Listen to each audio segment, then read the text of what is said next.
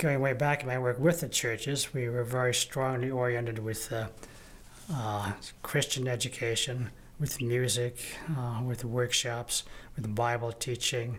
A lot of that seems to have shifted. I'm not sure why. Maybe shifted more to morning worship services and music. But in this shifting, there's been a move, I shouldn't say a move, but more attention given to community, I think, than it has been in the past.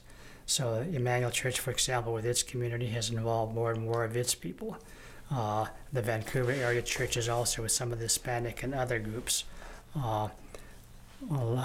Level Ground, the same with its ministries.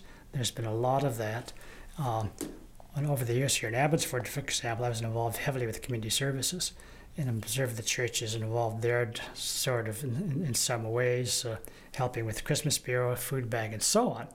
But in the last 5 or 10 years, there have been a number of congregations taking direct hold of these issues. I think they've had to because of some of the things I talked about, pastoral care. They have so many sort of presenting challenges in their own congregation, they can afford not to be community-oriented, to see where the resources are and how this will work out.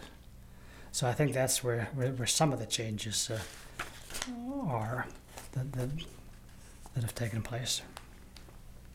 Oh, I should mention one other one. Has not completely on a different thing in terms of death and dying. There's more and more openness to cremation.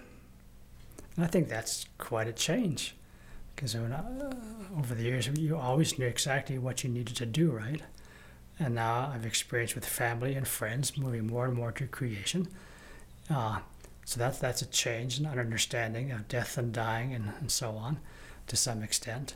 And also sort of in the same vein, the celebrations we used to have for weddings, anniversaries, the 50th or the 25th or so on, were always congregationally oriented. Everybody in the congregation was invited, right? Now more and more it's by specific relationships. Your family, your friends, but not necessarily the whole congregation. So a lot of these things are not taken out of that context. I'm not saying it's good or bad, but there is a bit of that shift coming.